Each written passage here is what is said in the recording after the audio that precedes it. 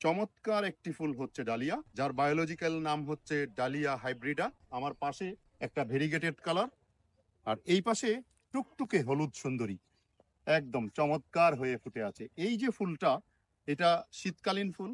আপনি যদি এই শীতকালে এর কন্দ রোপণ করে দেন, তাহলে আপনার বাগানটাকে ঠিক এভাবেই সৌন্দর্যমণ্ডিত করে তুলবে।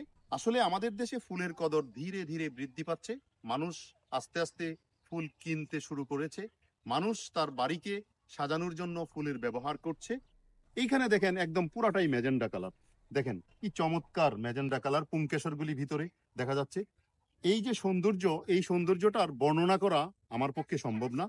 আপনারা যদি কেউ এই সৌন্দর্য বর্ণনা করতে পারেন, তাহলে কমেন্ট করে অবশ্যই জানাবেন।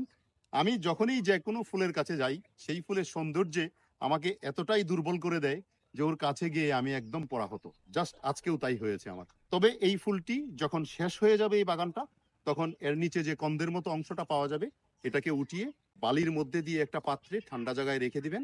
1 বছরের জন্য সুপ্ত অবস্থায় থাকবে। তারপর আগামী বছর যখন শীত আসবে, শীতের সময় আবার রোপণ করে দিলে এখান থেকে নতুন উদ্ভিদের জন্ম হবে, আবার ফুল ফুটবে, আবার আপনাকে হাসাবে, আপনাকে ভালোবাসা দিবে। আপনি এর কাছে যে এর সৌন্দর্য উপভোগ করবেন, আপনার বাড়িতে যারা আসবে তারাও এর সৌন্দর্য উপভোগ করবে, সবাই মিলে আনন্দ করবে এবং এর সৌন্দর্যে পুলকিত হবে বারবার, প্রতিবার।